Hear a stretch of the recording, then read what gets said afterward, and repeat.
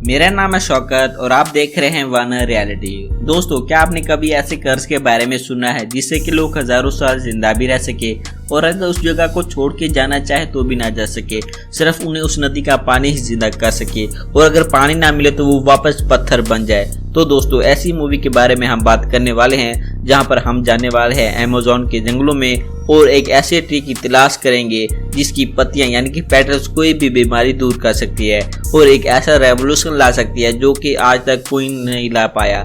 Movie की starting में कुछ सोल्जर एक लीडर के साथ साउथ अफ्रीका के जंगल अमेज़न के अंदर एक दरख्त को ढूंढने आए थे। दोस्तों, इस जंगल का नाम ट्री ऑफ लाइफ है। जो इस ग्रुप को लीड कर रहा था उसका नाम डॉन एग्री था, मगर ये जंगल इतना भयानक था कि इस जंगल की रूट्स ने इन सारे सोल्जर को पकड़ लिया। तब हम देखते हैं कि उसी जंगल में रहने वाले कबीले के लोग इन सोल्जर को छुड़वाते हैं और साथ ही साथ इनकी जान भी बचाते हैं। लेकिन कुछ ही देर में देखते ही ये जंगल आग हो जाता है और ये सारे लोग वहां पर अटक जाते हैं। और इन लोगों को आखिरकार किसने दिया, क्यों दिया और ये सारे लोग वहां पर क्यों फंस गए, इसके बारे में आपको कहानी के आगे पता चलेगा। और आगे कहानी कॉन्फ्रेंस में आती है जहाँ पे हम क्रैकर नाम के एक लड़के को देखते हैं। ये लोगों के सामने बताने की कोशिश कर रहा था कि हम लोगों को एरोहेड ढूंढना है जो कि ट्री ऑफ लाइफ का मैन मैप है। अगर वो हमें मिल जाए तो एक बहुत बड़ा बदलाव आ सकता है। लेकिन वहां पर बैठे सारे लोग इस बात को हवा में उड़ा देते हैं और कहते हैं कि सिर्फ मनगढ़ंत कहानियां हैं और किताबों में ही अच्छी लगती हैं। ऐसा कोई भी पेड़ नहीं है और ना ही तुम्हें कभी एरोहेड मिल पाएगा। जिसे सुनने के बाद हम वहाँ एक लड़की को देखते हैं जो उस लड़की की बहन होती है। ये डॉक्टर लिली है जिसे एरोहेड की तलाश थी। इसी वजह से वो खुद से उसी कमरे में पहुंच जाते हैं जहाँ पर बहुत सारी एंशिएंट थिंग रखी होती हैं। लिली बहुत ही स्मार्ट लड़की होती है जिसकी वजह से वो बॉक्स को खोलकर उसी में से एरोहेड निकाल लेती है और वहां से चुपके से जाने की कोशिश करती है। लेकिन देखते ही देखते कुछ लोग लिली और एरोहेड के साथ देख लेते हैं। वो लिली के पीछे पड़ जाते हैं लेकिन लिली खुद की जान बचाकर वहां से निकल पड़ती है। जो आदमी लिली का पीछा कर रहे थे उन आदमियों में से एक आदमी प्रिंस था और उसे ही इस एरोहेड की तलाश थी। लेकिन जब एरोहेड लिली ले गई तो अब प्रिंस की तलाश ये लड़की थी, क्योंकि जैसे ही प्रिंस को ये लड़की मिल जाएगी तो प्रिंस को एरोहेड भी मिल जाएगा। दोस्तों, एरोहेड का मतलब एक ऐसा स्टोन है जो कि खुद में एक पहेली भी है और साथ ही साथ उसका आंसर भी है। इसी एरोहेड को लेकर लिली और उसका भाई मैकग्रेगर निकल जाते हैं साउथ अफ्रीका के अमेज़न के जंगलों में। दोस्तों, हम सभी रॉक के बहुत बड़े फैन हैं और रॉक जो भी मूवी देता है वो एक मास्टरपीस, एक बिल्कुल कम नहीं होती। और जो रॉक के फैन हैं इन सभी लोगों के लिए मूवी बहुत ही आई कैंडी और इंटरेस्टिंग होने वाली है। जिसके बाद हम रॉक को देखते हैं जो कि एक स्पीकर है, यानी कि वो इस अमेज़न जंगल के दरिया में एक ऐसा टूटा फूटा क्रूज चलाता है जो कि अमेज़न की हर चीज को अच्छी तरह से जानता है। और यहाँ पर रॉक का नाम इस मूवी में फ्रैंक है जो कि क्रूज में बैठे सभी लोगों को बताता है कि ये यहाँ का सबसे चीप क्रूज है जहाँ पे हम सभी लोगों का वेलकम है। जहाँ पे फ्रैंक इन सभी विजिटर को इस दरिया की सबसे छोटी से छोटी और बड़ी से बड़ी चीजें दिखाता है। इस दरिया के जानवरों से लेकर यहाँ के कबीले के लोग सभी लोग फ्रैंक के दोस्त थे। इसी वजह से वो फ्रैंक के साथ मिलकर यहाँ के विजिटर को डराया करते थे, जिसकी वजह से ये विजिटर फ्रैंक को और ज्यादा पैसे देते हैं और कहते हैं कि हम इस जगह से जल्दी निकाल लें। लेकिन असल में तो इन कबीले वाले लोग और फ्रैंक के तो आपस में हाथ मिले हुए थे। लिली को एक ऐसे ही गाइड की तलाश थी जो उसे अमेज़न की खतरनाक और भयानक जंगलों में से निकाल कर ट्री ऑफ लाइफ तक ले जाए। इसी वजह से उसे पता चलता है यहाँ पर कोई नीलो नाम का ऑनर है जो कि क्रूज चलाता है। इसी वजह से लिली यहाँ पर मिस्टर नीलो को ढूंढते हुए पहुंचती है, जहाँ पर दूसरी तरफ हमें पता चलता है कि फ्रैंक ने मिस्टर नीलो से काफी सारा उधार ले रखा है। इसी वजह से मिस्टर नीलो ने फ्रैंक की क्रूज का इंजन ले लिया था और फ्रैंक से कहता है कि जब तक तुम मेरे पैसे नहीं लौटा देते तब तक तुम इस इंजन को हाथ भी नहीं लगा सकते। इसी वजह से फ्रैंक को अपना इंजन छुड़वाना था और वो पहुंच जाता है नीलो के ऑफिस में इसकी चाबी लेने के लिए। दूसरी तरफ लिली भी यहाँ से नीलो से मिलने के लिए पहुंचती है। लिली ने कभी मिस्टर नीलो को नहीं देखा था, इसी वजह से वो जब फ्रैंक को देखती है तो वो सोचती है कि ये मिस्टर नीलो ही है और फ्रैंक इसी बात का फायदा उठा लेता है और बोलता है कि तुम्हें जिस गाइड की तलाश थी और वो मैं ही हूँ और मैं तुम्हें इस जंगल का चप्पा चप्पा जरूर घुमाऊंगा, लेकिन इससे पहले मुझे मेरे क्रूज की चाबियां लाकर देनी होगी। फ्रैंक यहाँ पे लिली से ये भी पूछता है कि तुम आखिर यहाँ क्यों जाना चाहती हो, ये बहुत खतरनाक और भयानक जगह है और शायद तुम यहाँ से जिंदा भी लौट कर वापस ना आ सको। तो लिली वहाँ पे बताती है कि ट्री ऑफ लाइफ के पत्ते किसी भी बीमारी का इलाज कर सकते हैं और हो सकता है कि वो अगर मुझे मिल जाए तो वो जख्मी लोगों की मदद कर सकेगी। इसके बाद में फ्रैंक लिली का मजाक उड़ाता है और कहता है तुम एक ऐसी लड़की हो जो कि पैंट्स पहनती है और मैंने ऐसी लड़कियां कभी नहीं देखी, और जिस ट्री की तुम बात कर रही हो ऐसा कोई ट्री एग्जिस्ट नहीं करता। लेकिन इसके बावजूद भी लिली फ्रैंक की मदद करती है और बॉक्स ओपन करके क्रूज की चाबियां निकाल लेती है।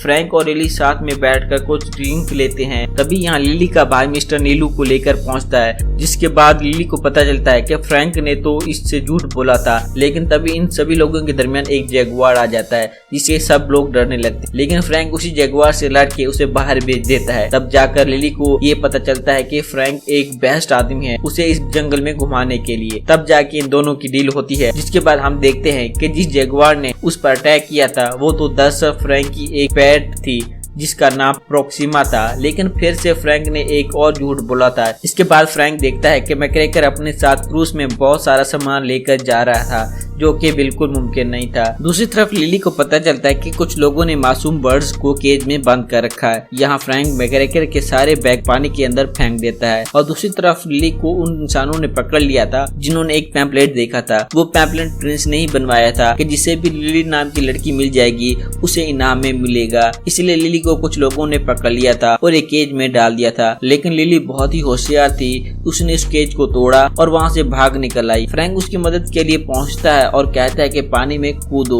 लेकिन लिली को तैरना नहीं आता था। इसी वजह से वो दूसरा रास्ता लेकर क्रूज तक पहुँचती है। तो फाइनली इन लोगों का सफर शुरू होता है। लेकिन देखते ही देखते यहाँ पर प्रिंस अपने सबमरीन को लेकर आता है लिली को ढूंढने के लिए, जिसके बाद वो लिली के क्रूज के ऊपर फायरिंग करने लगता है। लेकिन फ्रैंक इनसे बचता हुआ आगे निकलता है। यहाँ पर प्रिंस ने एक बहुत बड़ी मिसाइल भी छोड़ी थी लिली की क्रूज पर, लेकिन फ्रैंक ने वो क्रूज इस कदर चलाया कि देखते ही देखते फ्रैंक ने अपने क्रूज हवा में उड़ाया के दूसरी तरफ निकाल ले आया और सभी को बचा लिया था। जिसके बाद हम देखते हैं कि ये मूवी काफी पुराने टाइम की दिखाई गई है, इसलिए कैमरा होना एक यूनिक इंस्ट्रूमेंट था जहाँ पे ये लोग अपनी पिक्चर क्लिक करते हैं। शाम होने पे ये लोग एक जगह रुकते हैं जहाँ पर पहले ही फ्रैंक ने मैकग्रेगर को बता दिया था कि मेरी बिल्ली नीचे आराम कर रही है और तुम अगर नीचे जाओ तो थोड़ा ध्यान से जाना। फ्रैंक जब यहाँ पर गिटार बजा रहा था तो लिली उससे पूछती है कि तुम्हारा मोटिवेशन क्या है, लेकिन फ्रैंक उसे कुछ खास नहीं बताता है। मगर जब फ्रैंक पूछता है तो लिली कहती है कि मेरा मोटिवेशन कभी खत्म नहीं होगा, मैं बस कैसे भी करके उस दरख्त को ढूंढना चाहती हूँ। और इन दोनों की बातचीत के दरमियान मैकग्रेगर भागकर ऊपर आता है। इसी सीन के साथ कहानी स्टार्ट होती है प्रिंस के ऊपर, जो कि एक ऐसी जगह पर पहुँचता है जहाँ पे डॉन के वही लोग पत्थरों में बदले हुए थे जिनके बारे में मैंने कहानी के शुरू में बताया था। ये पिछले 400 सालों से ऐसे ही दरख्तों के पीछे जकड़े हुए थे। जिसके बाद प्रिंस सब से बात करने की कोशिश करता है और इनके ऊपर पानी की कुछ बूंदें डालता है जहाँ से 2 सांप निकल कर बाहर आते हैं। प्रिंस उन सांपों से डील करता है कि मैं तुम लोगों को आजाद कराऊंगा, मैं तुम्हारे ऊपर इतना पानी डालूंगा कि तुम फिर आजाद हो जाओगे और जिंदा हो जाओगे, लेकिन इसके बदले में तुम्हें मेरी मदद करनी होगी, तुम्हें मेरे लिए एक एरो हेड ढूंढना पड़ेगा। यहाँ के सांप प्रिंस से डील करते हैं और डील के मुताबिक प्रिंस इन मुर्दों के ऊपर पानी की बरसात कर देता है, जिसकी वजह से ये सारे के सारे मुर्दा जिंदा हो जाते हैं। और इसके साथ हमें ये भी पता चलता है कि फ्रैंक ने कहा था कि मेरी बिल्ली नीचे आराम कर रही है, वो दरअसल प्रोक्सिमा थी, जिसे मैकग्रेगर देखते ही रोते हुए भागकर ऊपर आता है। ये लोग अपना रास्ता काफी आगे तक तय कर चुके थे, जहाँ पर आगे जाकर बहुत ही खतरनाक रास्ते आने वाले थे। प्रोक्सिमा ने यहाँ पर थोड़ी अल्कोहल पी ली थी और अब यहाँ से ये पूरी की पूरी क्रूज वाटरफॉल से नीचे गिरने वाली थी, लेकिन फिर भी फ्रैंक ने इस क्रूज को नीचे नहीं गिरने दिया और कैसे तैसे करके क्रूज को पूरी तरह मोड़ कर दूसरी तरफ ले आया। क्रूज की इतनी शानदार होने वाली राइड के बाद में अब कोई भी अपने होश में नहीं था। इसी वजह से लिली और मैकग्रेगर वॉमिट करने लगते हैं और वहीं दूसरी तरफ जब फ्रैंक प्रोक्सिमा से आके मिलता है तो प्रोक्सिमा की भी हालत खराब थी। फ्रैंक यहाँ बैठकर बात कर रहा था और तभी वहाँ पर बिल्ली भी आ जाती है उस क्रूज के नीचे बंद कमरे में, जहाँ पे लिली को बहुत सारी चीजें मिलती हैं, यानी उसे ट्री ऑफ लाइफ से जुड़ी हुई बहुत सी चीजें मिलती हैं और साथ ही साथ मैप भी मिलते हैं, जहाँ पे फ्रैंक से पूछती है कि आखिर तुम तो कह रहे थे कि ये सारी की सारी चीजें झूठी हैं, तो फिर तुम्हारे पास ये चीजें कहाँ से आई हैं? तो फ्रैंक बताता है कि आज से काफी साल पहले मैं भी इसकी तलाश कर रहा था, लेकिन बहुत कोशिश करने के बावजूद भी ये मुझे नहीं मिल पाई और फिर मैंने अपनी तलाश छोड़ दी। इसके बाद हम देखते हैं कि मैकग्रेगर की गर्दन पर आगे एक सीधा एरो लगता है और जब लिली और फ्रैंक बाहर आते हैं तो उनकी गर्दन पर भी एक एरो लगता है, जिसके बाद में वो बेहोश हो जाते हैं। जिसके बाद हमें पता चलता है कि कबीले के लोगों ने इनको उठा लिया है और जब ये लोग होश में आते आते हैं तो देखते हैं कि इनके हाथ बंधे हुए हैं। फ्रैंक यहाँ पर लोकल लैंग्वेज में इनके सरदार से बात करने की कोशिश कर रहा होता है, लेकिन वो सरदार इन्हें छुड़ाने से मना कर देती है। जिसके बाद फ्रैंक लिली से कहता है कि मैं इन्हें ये कहता हूँ कि तुम इन्हें ये एरो हेड दे दो तो इसके बदले में वो हमें जाने देंगे। तो लिली यहाँ पर एरो हेड देने से साफ साफ इनकार कर देती है और कहती है कि तुम बस वही करो जो मैं कहती हूँ। लेकिन कुछ ही देर बाद लिली अपने हाथ खोलकर उन्हें मारने लगती है, जिसके बाद उस कबीले की लीडर अपने चेहरे से मास्क उतार फेंकती है और जोर जोर से हंसने लगती है और इसी के साथ फ्रैंक से कहती है कि तुम तुम्हारे साथ ऐसा कैसे कर सकते हो कि जबकि तुमने हमसे डील की थी कि हमें कोई नुकसान पहुंचाएगा, तो ये एक लड़की हमें कैसे नुकसान पहुंचा सकती है। तब जाके हमें पता चलता है कि ये कबीले के लोग फ्रैंक से मिले हुए थे, जिस बात से लिली अब बहुत ज्यादा गुस्से में आ जाती है और कहती है कि और तुम कितनी बार झूठ बोलोगे हमसे। लेकिन आखिर जो भी हुआ, इसके बाद अब लिली इस एरो हेड पर लिखी हुई चीजें इस कबीले वाले लोगों से पढ़वाती है, जिसके बाद वो उस प्लेस को भी एक्सप्लेन करती है जो कि इस मैप में हो सकती है। एक ऐसी प्लेस जहाँ पे सांप अपनी ही टेल को काट रहा हो और इसी के साथ चांद जब इस दरख्त पर अपनी रोशनी डालता हो तभी वो दरख्त जाकर ग्लूम करेगा। और अब लिली फ्रैंक से इतना ज्यादा गुस्सा हो चुकी थी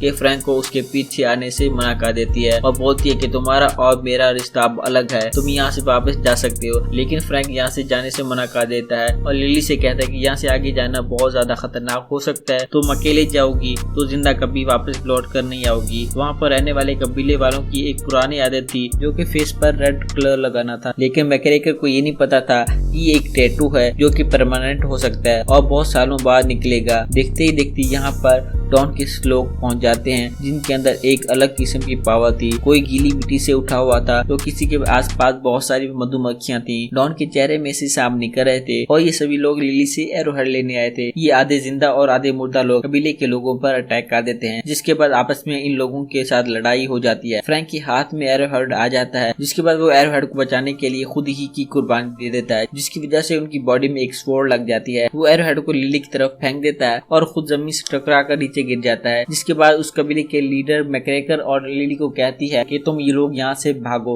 और जितना हो सकता है भागो और इतनी दूर भागो जहाँ पानी तुम्हें छू ना पाए। इसी वजह से लिली और मैकग्रेगर काफी दूर भागते हैं, लेकिन जैसे ही डॉन के लोग उनकी तरफ भागने लगते हैं तो पानी वहाँ पर नहीं दिखता। इसी वजह से जंगल का कर्ज इन सभी लोगों को अपनी तरफ खींच लेता है। यहाँ सुबह होने पर लिली बहुत परेशान थी कि फ्रैंक मारा जा चुका है, लेकिन आगे जाकर वो फ्रैंक की बॉडी देखती है। लेकिन लिली और मैकग्रेगर को लगता है कि फ्रैंक के अंदर तो बिल्कुल भी खून नहीं निकल रहा, कि आखिर वो चीज क्या है, इंसान है या मुर्दा। तब जाकर फ्रैंक कहता है कि मैं तुम्हें सब कुछ बताऊंगा, लेकिन इससे पहले ये स्वॉर्ड मेरे अंदर में से निकालो। जैसे ही वो स्वॉर्ड निकलती है तो दूसरी तरफ मैकग्रेगर बेहोश होकर गिर जाता है। रात में हुई लड़ाई में मैकग्रेगर का पांव फ्रैक्चर हो जाता है। इस वजह से लिली कहती है कि तुम यही रुको और तुम यहाँ से कहीं सही जगह पर चले जाओ, मैं जल्दी तुम्हारे पास लौट आऊंगी। और वहाँ दूसरी तरफ इन मधुमक्खियों को भेजा गया था प्रिंस को लोकेशन बताने के लिए आखिर लिली कहाँ पर है, और वो एरोहेड अभी भी लिली के पास ही है। दूसरी तरफ अब फ्रैंक लिली को सारी बात बताता है कि मैं पिछले 400 सालों से जिंदा हूँ और इस अमेज़न के जंगलों में घूम रहा हूँ। जो डॉन के लोग हैं, मैं इन्हीं लोगों के साथ इस जंगल में आया था। डॉन की एक ही बेटी थी, इसे एक बहुत बड़ी बीमारी ने जकड़ लिया था, जिसकी वजह से डॉन को पता चला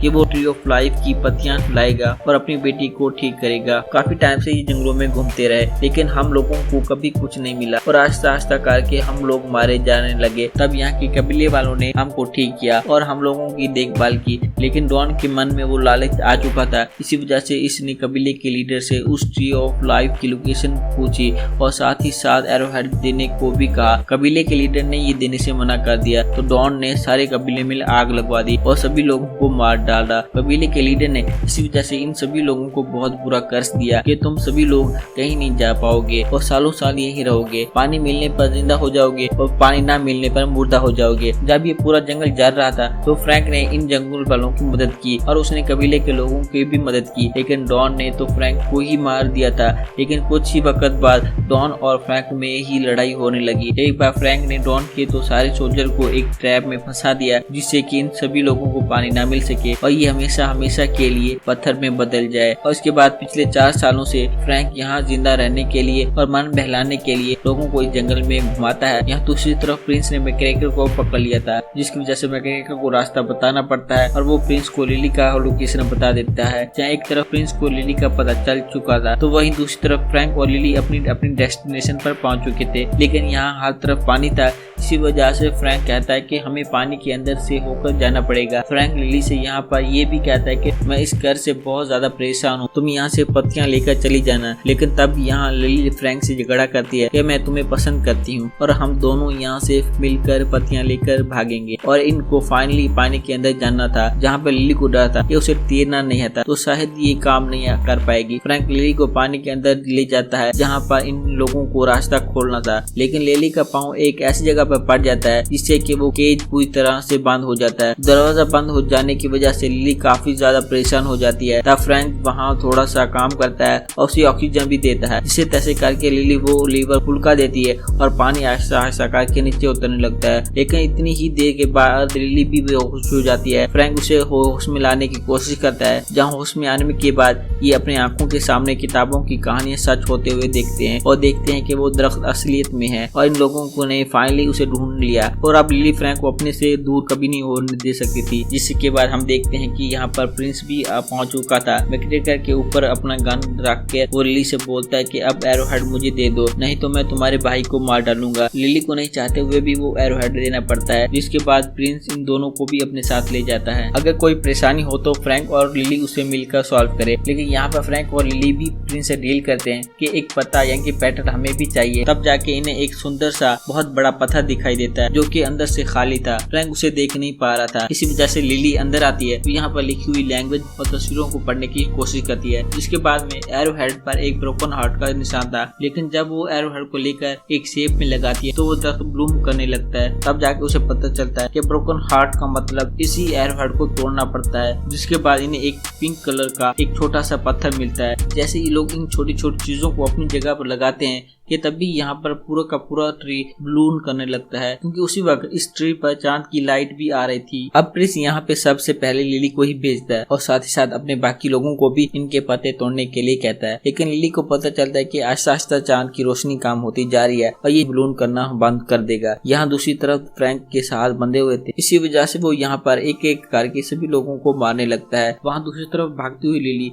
कैसे तैसे करके आखिर पत्ता तोड़ लेती है और नीचे गिरा देती है, जो कि फ्रैंक पकड़ लेता है। लेकिन अब यहाँ पे डॉन और डॉन के सोल्जर भी आ चुके थे, जो कि आधे मुर्दा और साथ ही साथ जंगल की पावर भी लिए होते, जैसे कि स्नेक, बी और रूट्स। जिसके बाद में इन सभी लोगों की आपस में बहुत लड़ाई होने लगती है। फ्रैंक को पता था कि वो इन सभी लोगों को कभी नहीं हरा पाएगा, लेकिन वो एक काम कर सकता था कि जैसे ही वो पानी का रास्ता बंद करेगा ये सभी लोग वहीं पे रुक जाएंगे। वो पहले प्रिंस के सारे लोगों को मारता है और इसके बाद आखिर में प्रिंस का भी किस्सा तमाम देता है। लेकिन अभी डॉन और डॉन के लोग बाकी थे। वो पूरी की पूरी क्रूज का एक्सीडेंट बड़े बड़े पिलर से कर रहा था, जिससे कि पानी का रास्ता बंद हो जाता है। लेकिन अगर पानी का रास्ता बंद हुआ तो उससे फ्रैंक को भी इफेक्ट होगा। देखते ही देखते ये सारे के सारे लोग पत्थर में बदलने लगते हैं। आखिरी जो पता बचा था वो फ्रैंक लिली के लिए छोड़ गया था, लेकिन लिली फ्रैंक से प्यार करती थी, इसी वजह से वो आखिरी पत्ते को फ्रैंक के होंठ पर रख देती है और वो ये सोचती है ये पैटर्न किसी भी कर्ज को खत्म कर सकता है। और आखिर ये सच निकलता है। फ्रैंक का कर्ज यहाँ पर खत्म हो जाता है, जहाँ से वो पत्थर से बदलकर इंसान में तब्दील हो जाता है। लिली को जब फ्रैंक का खून दिखता है तो उसे पता चलता है कि अब फ्रैंक का कर्ज हमेशा हमेशा के लिए खत्म हो गया है। और इसी के साथ में इन लोगों के साथ एक और अच्छी चीज होती है। उसी वक्त चांद की भी लाइट आ जाती है, जिससे कि ट्री ऑफ लाइफ फिर से ब्लूम करने लग जाता है। इसी वजह से ये सारी पैटर्न अपने साथ ले जाते हैं। अब इतना बड़ा एक्सप्लोर करने के बाद में उस सिटी की सारी कॉन्फ्रेंस डॉक्टर लिली और मैकग्रेगर को इनवाइट करती है, लेकिन मैकग्रेगर अब उन लोगों का इनविटेशन रिजेक्ट कर देता है। अब हम देखते हैं कि फ्रैंक लिली के साथ में है और ये सिटी के अंदर अपनी अच्छी जिंदगी बिता रहे हैं। इसके साथ फ्रैंक अपने साथ प्रोक्सीमा को भी लाया था। और यहीं पर दोस्तों इसी मूवी का दी एंड हो जाता है, जहाँ पे फाइनली जंगल का कर्ज खत्म हो जाता है। ट्री ऑफ लाइफ के बारे में भी सभी को पता चल चुका था। तो आप सभी लोगों को रॉक की ये मूवी कैसी लगी हमें जरूर बताएगा। चलिए मिलते हैं नेक्स्ट मूवी में।